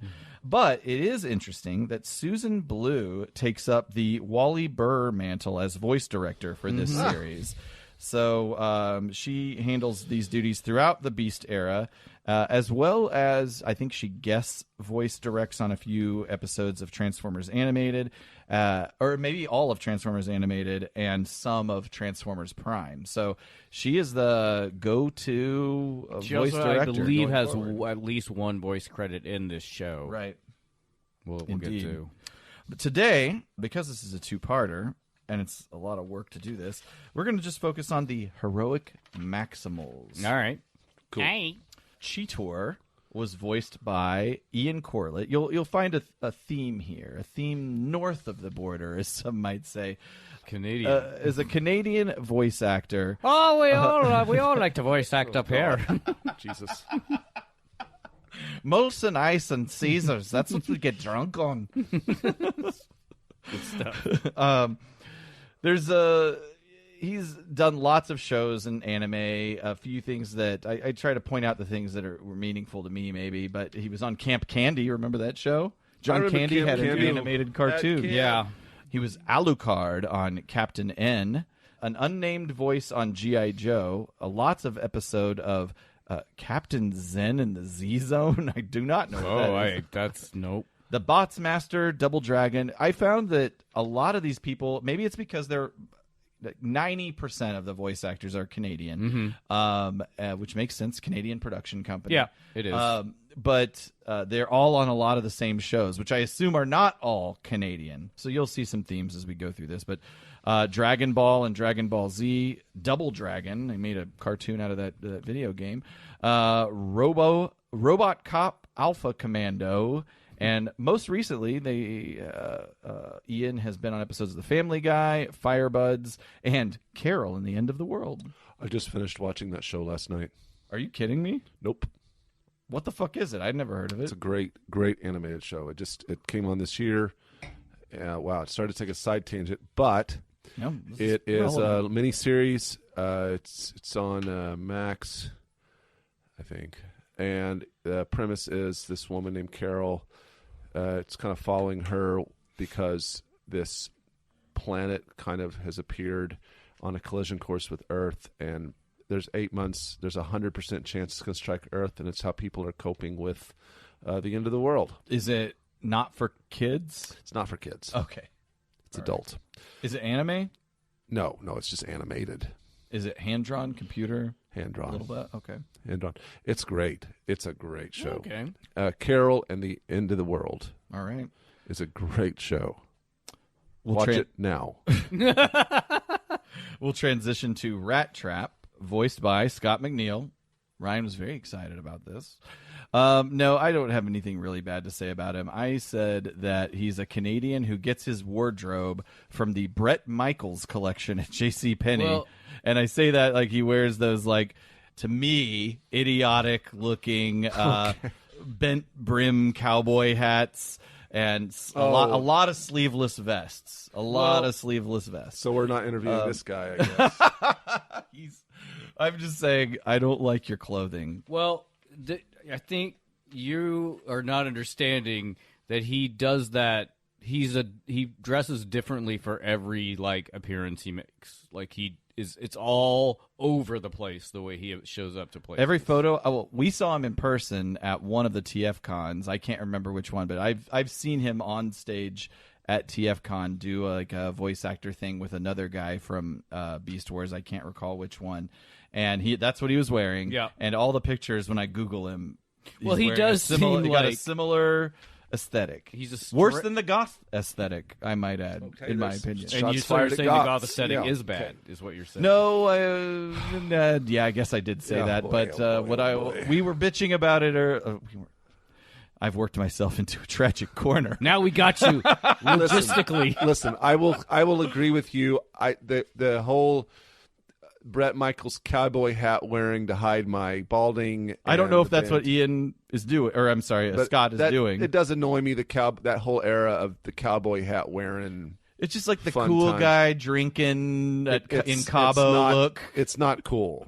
It's not cool. Yeah, it's a very stuck in an just era don't know Ed why Hardy, you give a shit. Ed Hardy but- wearing kind of But thing. but I'm. But it doesn't. whatever. implicate him as a person. For all I know, he's a great person, and I'm just being a dick. I can own that I I'm think being an it's asshole. obvious you're the one being the dick because who gives a shit how you dress? Yeah. It's an aesthetic that I associate with douchebaggery. Some people wear cowboy hats. Some people like dress up as used car salesmen in their own house. I got to let him go. I will say, by all accounts, he's a strange person. Someone has scroll down. Someone's made a magic card with him as a character on it. Or is it a Pokemon card? Anyway, he has 200 hit points. Yeah, yeah, hell yeah. Anyway, yeah, it's not my thing. I understand. It's like it's Scott not McNeil, my thing. You'll likely never. I'm going to get one of those hats, and I apologize. Please don't. I'm just mocking the soul your aesthetic patch as a person. The soul patch. I'm it's positive, not, but you're an okay fellow. Yeah, I shouldn't be until judging. I find out differently. Yeah. So that Scott McNeil, though, I think his skills are pretty fucking impressive, undebatable.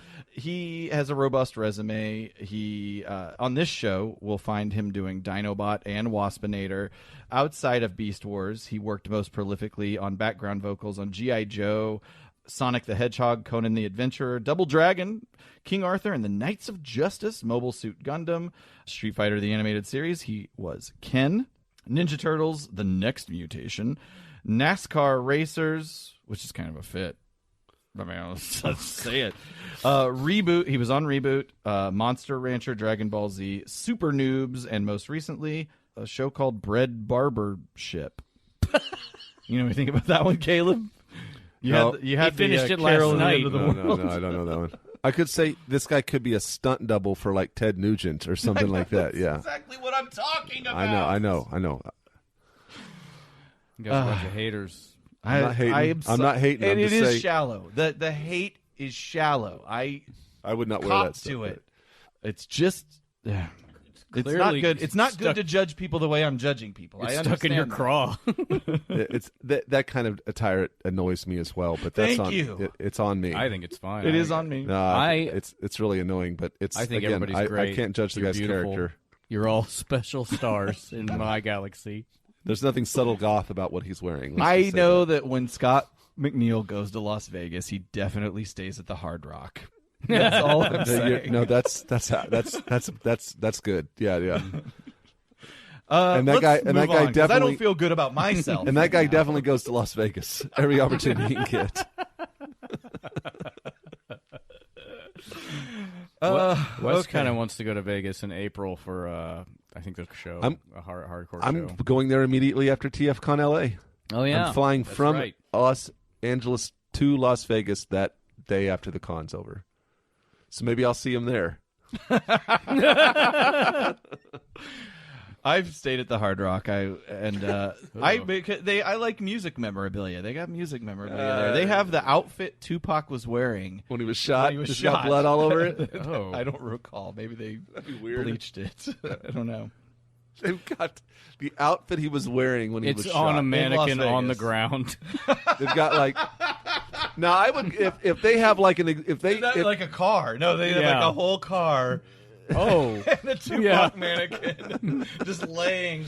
Like, they got Kurt Cobain's shotgun that he used to blow his brains out. That would be an interesting piece of memorabilia. We're just talking about a murder museum now. They got Jim Morrison's bathtub that he drowned in. Now I would go see at a Hard Rock cafe like that. Just a macabre. Yeah. Hard Rock cafe. Yeah. Turns out a lot of musicians died early. Yeah. It's got Lane Staley's just dead body.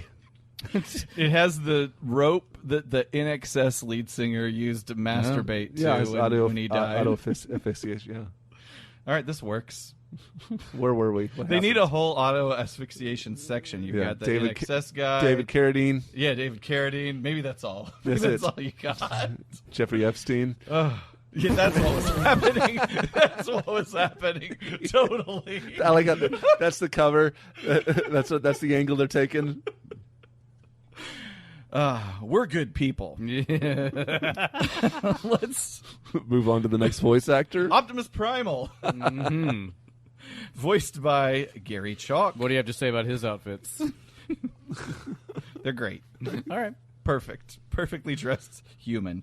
A British-born Canadian also was on Captain N, where he voiced Donkey Kong, King Hippo, and Dracula. He voiced Optimus Prime in the Unicron trilogy, and also G1 Megatron in a recorded message in Beast Wars.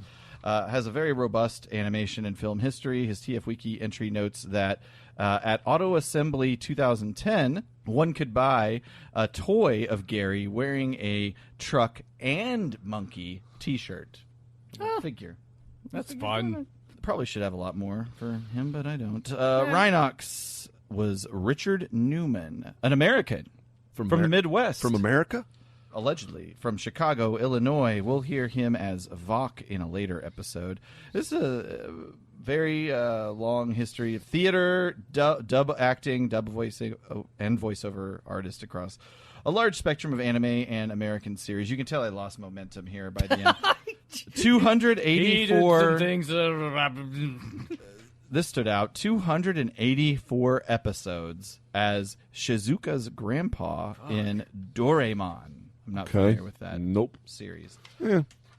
So yeah, that's voice actors for All right. Transformers. Cool, We could transition to the In the real world. Hey, y'all. Beast Wars Part 1 aired proper September 16th, 1986 in the American Top 40.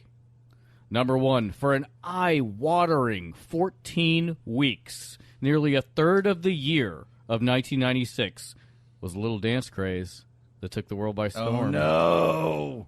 From the Bayside Boys mix of Macarena by Oh, Los Del Rio. Yeah, that's right. Of course. Maybe you've heard of it. It will be our true number 1 song through almost all of Season 1. 14 weeks. Jesus. Originally recorded by Spanish-Latin pop duo Los Del Rio, Rafael Ruiz... Ruiz. Rafael Ruiz, Predacons, and Antonio Romero Monge, Can I see it? Monge. Can I see it? I don't know Spanish very well. Rafael Ruiz, Perdigones, and Antonio Romero Monge. Yeah, Monge. We'll go with Monge. That's probably not right. It's probably Monge. Please. Mange. Please to forgive. Okay, it was for their 1993 album A Mi Me Gusta. Monge wrote the song during a South American tour in 1992. While in Venezuela, the duo attended a private party where a local flamenco teacher, Diana Patricia Colonian Herrera, performed a dance for the guests. The dancer is the inspiration for the song. Though Monge changed the name of the woman to Macarena, which is his daughter's name, which is weird. Miami-based producers The Bayside Boys remixed the song and added an English lyric section that greatly enhanced the song's popularity. The Bayside Boys... Is the English section a translation of the Spanish? Or No. its own thing? It's its own thing. Ay, papi. The Bayside Boys sound like 3 people you'd never want to speak to, comprised of Mike in the Night Trie, Carlos de Yarza, and Jammin' Johnny Carride, a radio DJ at Power 96 in Miami. Why don't we want to speak to them? They just sound like really irritating people. All right. Okay. A DJ? I gave more rationale behind my Scott McNeil. No, yours are based around aesthetics. Mine are based on occupation. Okay. All right. Well, you're right. You're better than me. It's true. Mr. Carride learned of Macarena when patrons at a club where he DJ'd requested it. The resurgence in the song was greatly assisted by a dance that accompanied it. It was a cultural phenomenon from which there was no escape. I probably could do it from memory. I'm not going to right now. Maybe that'll be a Patreon exclusive. Okay. I remember doing it on the diving board at Twin Oaks Country Club on Employee Day. I kind of remember something like that. The song was on the Hot 100 chart for 60 weeks, the longest run on the chart amongst number 1 hits until Adele's Rolling in the Deep 15 years later. A fun little story from this time was during the 1996 Democratic National Convention, Vice President Al Gore, who had a reputation of being stiff and uncharismatic, made nobody calls him uncharismatic, made a joke during the speech. I would like to demonstrate for you the Al Gore version of the Macarena, Gore said, and then stood motionless for a few moments, and then he asked, would you like to see it again? It's pretty Which good. I think is pretty funny. Pretty good material. Not bad. Yeah. Macarena held the top spot from August to November of 1996. It was ranked as the number one greatest one-hit wonder of all time from VH1 in 2002, which is a little unfair because the group was mainly a lounge act before their hit, but they had been producing albums since the 60s. By the way, Los del Rio translates as those from the river. I remember going to Mexico that spring for spring break, and every time we walked into a bar, white people walking into a bar, whatever local music they were playing, they would immediately stop it and just put the Macarena on. That seems like they're insulting White people are the best. And it was like, fuck. After a while, I was like, it was just they would record scratch, Macarena comes on. That I was does like, seem God pointed and like they were making fun of you. I'm sure they were, but they Which is great. weren't making fun of our money that we were giving them. Whoa. We just hey. went reactionary. All right, Mr. Trump. Build the wall. Number one at the box office, number one at the theater for 1 week in September was Maximum Risk. Second of two number one films for Jean-Claude Van Damme in 1996. I don't remember that one at all. Well, we'll cover the other one at a later date. I don't remember this movie either. Maximum Risk is a terribly generically named action thriller from Hong Kong director Ringo Lam in his American debut, which just seems like in the 90s we were just importing Hong Kong directors. Right. He also used Chow Yun-fat in a lot of his movies in Hong Kong. I think Chow Yun-fat was just a huge actor over there.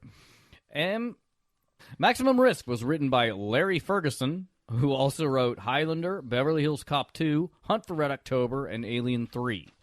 I feel like Alien 3 is not as bad as its reputation. I think it's pretty good. Fine. I watched it a couple of years ago and thought, It's fine. I like the This concept. works. I like the this concept. works just fine. You get Charles S. Dutton. He ain't no Rock. slouch. Yeah. No, I like the whole concept. The plot... I think Caleb likes the concept. He does. I like the concept. I agree with Caleb.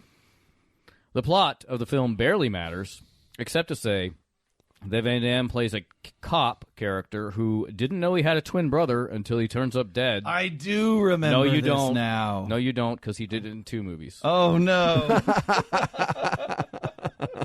So obviously Van Damme now has to assume his twin's identity in order to solve the murder. There's the Russian mafias involved, and Natasha Henstridge is in the movie, which is cool. Yeah. The really fascinating thing about this, Aaron, is that this is the second time Van Damme starred as identical brothers, the other one being the 1991 film Double Impact. That's the one you're thinking about.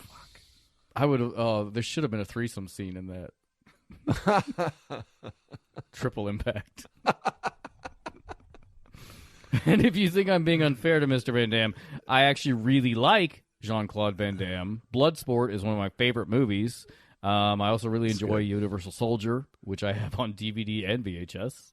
I like Cyborg. I don't know that movie. Really? Is that Jean-Claude? What if I said no? All right, we'll come back to that one.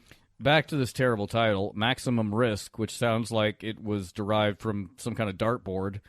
It was originally called The Exchange, which makes way more sense. Of course, though, Sony felt people wouldn't get the title and wanted something more action-y. They briefly decided on Bloodstone, which makes no more sense. But no, that lacked the urgency and excitement of a Jean-Claude Van Damme film. Maximum Risk, which doesn't even make any sense. It did pretty well at the box office, earning $51.7 million on a $25 million budget, and it rocks 32% on Rotten Tomatoes. Cyborg is my favorite Van Damme movie. That's I've already said that. no. Go watch it. That is just. I'm going to just say that's wrong. That it's not my favorite one? Nope, shouldn't be. Oh, well, it is. Have you seen Bloodsport? Yeah, it's great, but I like Cyborg. You're misguided. I like. Oh God. Probably. I like a lot of rando stuff. I've never seen Cyborg, so maybe I'm the fool. The bad guy in it's great. But I do think Bloodsport is an awesome movie. Kickboxer's a great movie. Kumite. Yeah. Fun facts from this week in history on September 8th, 1996. The American children's program Blue's Clues debuts on Nickelodeon. This is topical callback. On the 13th of September, Tupac Shakur dies of internal bleeding at 25 after a drive-by shooting in Vegas. Check out his outfit at the Hard Rock Cafe. Go look at it, I guess. The 16th of September, Don't Pee on My Shoe and Tell Me It's Raining. The courtroom reality show Judge Judy, starring Judge Judy Sheridan. I'm the boss, applesauce. Premieres in its first-run syndication, distributed by CBS Media Ventures. There were 25 seasons of that show. Amazing. It ended in 2021. Yeah. On the 16th of September, also, Howard Stern Radio Show premieres in Panama City, Florida on WTBB 97.7 FM. I wonder if Johnny Bullshit or whatever the guy's name from Johnny Carride. That's it from Macarena fame. Johnny Carride. He was one of the Bayside Boys. Yeah. Oh, sorry. He was the shit-ass DJ I talked a bunch of smack So that about. was, I gotcha. was that Howard Stern's first national syndication? That feels late. Yeah, that does feel late. Because I remember seeing It probably private parts just in means theaters. that it came out there also. Okay. I did not dig into it because I don't like Howard Stern. He's all right. I got no problems with Howard Stern. Really? None. No problems. I mean, think I'm not everything saying he he's does not is good. problematic. No, that's a leap. But sure, he has had a problematic past, but I think his politics nowadays are pretty solid. Not to overtake your previous Van Damme thing, but I did look up, thanks to Caleb sending it, the Wikipedia on Cyborg. Canon Films it originally intended to make a sequel to He-Man Masters of the Universe and a live-action Spider-Man film, but they were both just killed, but they'd already spent the money for it, so they used the costumes and stuff they've already bought. But they made He-Man later. to make this movie. No, there was a He-Man sequel, Masters of the Universe a sequel. that they were trying to make. Yeah, I'm pretty sure that the main bad guy is basically wearing like a He-Man. Skeletor would be. That Yeah. must have been right before that studio collapsed, because He-Man was basically what bankrupted them. This movie made a lot of money. Did it? Yeah, check out the production versus the profit, or versus the deal. You know what I mean? Yeah. Right there. Box office 9.5 to 10.2 million on a budget of 500,000. Yeah, incredibly profitable. Sort of. 500,000. Ryan's just gonna shit on it because I've never seen it, and just- it's not as good as Bloodsport. It's not. I guarantee you it's not. It's probably that's not. profitable. I'm It's just very saying it's profitable. my favorite one, and That's fine. You're allowed. Let's Yeah. get you a bent cowboy hat. Also, several of the characters' names. Fair. We'll save the sleeveless vest for next Christmas. His One birthday's piece coming at a up time. in February. This is also interesting. Still talking about Cyborg. Several of the characters' names are references to well-known manufacturers and models of guitars. Oh And my other- God. So you had characters named Gibson Rickenbacker, Fender Tremolo, Marshall Tremolo. Strat, Les, Pearl Prophet, and Nady Simmons, all named That's after sort of like various- how in JoJo's Bizarre Adventures, a lot of the characters are named after bands. Like there's a character named REO Speedwagon. Or Sounds- Speedwagon, that anyway. sounds better than whatever this is. JoJo's All right. Bizarre Adventures is fantastic. I recommend everybody go watch them. Rip deviations. I'm unable to find scripts for Beast Wars episodes except that are ones that are for air, which means they're the final draft. If anybody knows where I can find earlier drafts than what made it to screen, please let me know. APODcast at Gmail. Then they don't need you. They need... They need your. You know what? They need your witty takes. You know what? Don't fucking send it to me then, I guess. Aaron says. Please send it to Ryan. apodcast at gmail.com or DM us on Twitter if you don't want to keep it to your selfish fucking self and let the audience know. Since we're embarking on this new journey with new characters, I thought we'd talk a little bit about, and there may be some drift over, like from what you talked about, Aaron, about the production of Beast Wars, the first season in particular. In a bold move, Hasbro completely abandoned the decade-long tradition of Transformers in order to try to save the franchise after the mediocre Generation 2 toys. Sales, anyway. Produced by Canadian Animation, Mainframe Entertainment, and distributed in syndication by Claster Television and Alliance Atlantis, Beast Wars features images provided by Hasbro for the toy line, which were used as models for the characters. A couple of interesting things about mainframe entertainment is they had already pioneered the CGI 3D animation with the first full-length 22-minute cartoon ever, like you said, Reboot, which aired in 1994. And I think ended in 2001, maybe. I don't remember. The software used was from Soft Image, which is the same software that was used to create Jurassic Park. And I really like this tidbit from a BuzzFeed article. Sometimes Mainframe used it in ways the Montreal-based developers had never intended. One memorable bug is one where characters would explode and their eyes would sink into their face while rendering. Good. As opposed to the way the previous Transformers series and pretty much all animation at the time was done, Mainframe did all the animation in-house. They, in fact, invented a facial animation program called Grin, which Mainframe used to render lip-syncing and facial expressions. And a lot of people give it grief, for the animation. But usually CGI in the 90s was used for special effects for very short periods of time by movie studios with deep pockets and lots of time. So rendering CGI into a flattened, ready-for-air image could take hours for just one frame. Do you remember, Aaron, when you and I were in TV video production, and we had the idea of making our final project all in CGI? Yeah, we were idiots.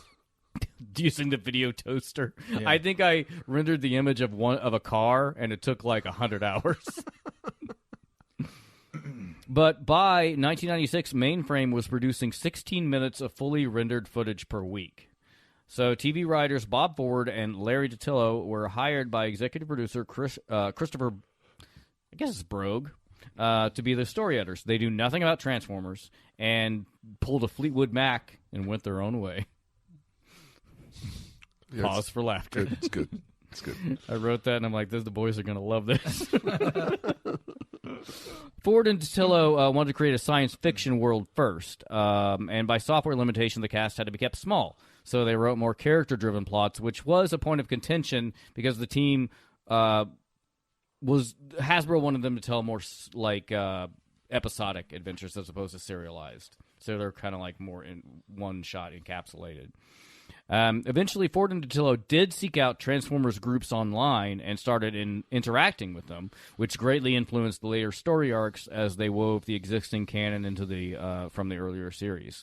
We will talk more about the plans for Season 1 as we go on, and Season 2 and 3 when we get there, but suffice to say, the team never knew if there would be a new season picked up, and each finale was a cliffhanger, with Ford and DiTillo adopting a kill-em-all, let Hasbro sort 'em out mentality. And that's script deviation. Nice. I feel like I remember reading that. Does that mean that if the show was not renewed, that we could all just rest assured that everybody's dead? No, it wasn't that everyone's dead, but they usually ended on at least a nebulous idea of whether this character was going to die or not. So, if it was picked up, they go from there. They'd resolve it. All right, super. How did you guys feel about the scheme? I'm Is there a scheme yet? What's that Energon to conquer the galaxy is and this whole thing. Yeah, so far it's Pretty boilerplate. Spot on. Yeah, I did kind of like that they're coming at it from a point of like the Maximals control Cybertron, and like the Predacons, or at least this faction of Predacons, don't like that. It's basically rebelling. It's clear. It's not convoluted. No, yeah. So I appreciate the fact that it's making sense. This will set the stage in later series of regarding the good guy faction not being warriors, but rather some other more scientific or research-based group that has to figure out how to deal with an aggressive foe. Yeah, well, and that's honestly the golden age of Cybertron was the Decepticons became an army and attacked the Autobots, which were basically just some guys. But in theory, these characters are coming from the future, and as we know, in hindsight, this is G1. Yeah. So all the characters we know have been dead for thousands, if not millions of years, and this is the evolution of Transformers, basically. Yeah. Right? Yeah. Let's keep that in the back of our heads. Okay. Maybe that'll come. We don't back. know that yet, though. No, I don't want to jump to Spoiler. anything. The only thing that, and I think I have this in the next episode, but the only thing that they put in there that has anything to do with Transformers is that they're from Cybertron. Is there an So okay, we can. I'm the ghost of the iconic moment. You know, I have one. I definitely. I mean, you've seen mine. The Cyborg. yeah, the gorilla and the rat riding. Oh, the right. rhino. That is pretty. That's I a don't pretty know good how one. you can top that, really. I wrote that I find it very new and interesting that we had kind of a defection right off the bat of a Predacon.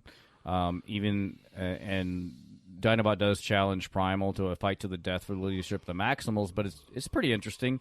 The Golden Disc MacGuffin becomes hugely important later, and that the idea that Megatron was planning to breach the peace, just waiting for his opportunity. Yeah, I wrote down the Golden Voyager record. What? I think Spoilers! that's a cool Yeah. way to incorporate Earth and Cybertron in this unified, shared history. I love Voyager too. So the spacecraft. I thought you meant the series. I did too. It's all right. Both are good. Yeah, for sure. Voyager 2, fastest human object ever created. In the Philippines, the movie Cyborg was released as the title First Hero. Like he's the hero that the president has. I guess. Yeah. First hero. Like First Lady. They're not all winners. I didn't write that down. I didn't plan for that. We didn't know this was going to happen. I'm surprised you guys haven't seen this movie. I mean, it was in heavy rotation. I don't think on I've Fox. even ever heard of it. It was one of those Fox 27 movies. 22% positive score on Rotten Tomatoes. I liked it. It's not even. It's. There was a sequel, Cyborg 2, starring Elias Koteas and Angelina Jolie. Ooh, Let's really? not forget the Cyborg 3 direct-to-video release. All right. Yep. Next time on the Autopod Decepticast. Maybe do it in Megatron. Next time on the Autopod Decepticast. Yeah, I like that. That's sexy. We complete the two-part saga with a race to the finish, with the line being a large mountain containing raw mineral energon. That's everything. It's a big-ass chunk of energon. We don't even really need to do the episode now. That's the episode. We're going to skip straight to Dough for Joe. If you'd like to support the show, Give, my fellow Decepticons! Give till it hurts! give us a review. Apple Podcasts, Spotify, Google Play. Like and sub on the YouTube application platform 5 stars, for videos. please. Of course, there's the Patreon with several levels of support. You can be qualify for the legendary booty box at the $5 level. We're already making stuff for it, or I am. I've got some ideas. Yep. We got Caleb some had a things- pop-up book idea. We got some things pumping.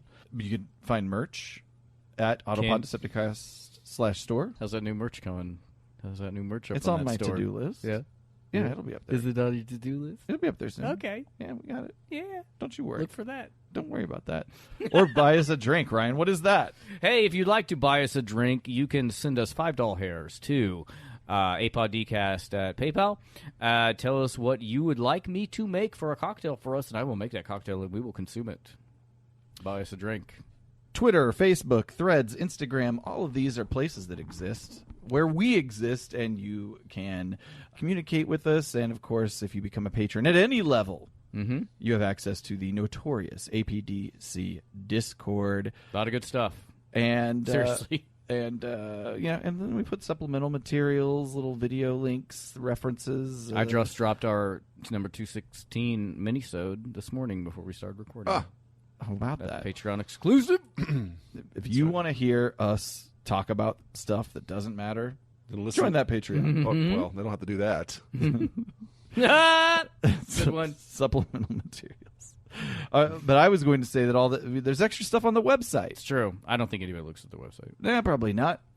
But I don't know. No, our metrics are That's beg to true. differ. People do look at it. Yeah, look because we're going to obviously have like the cyborg trailer put Obviously, up I there. have to put the cyborg trailer up there. Maybe I'll just put the Cyborg whole 2. movie up there. I'm sure You it's put the available link. You for put the free somewhere. You put the link to Mr. Buckley's like go Website, phone number. Let's dox him. Yeah, sure. Yeah. That's right. All Is a full address. that's on HuddlePodDecepticast.com. That's it. See you all. next time. Yikes. Part 2. Bye. Bye, Roar. bye, bye.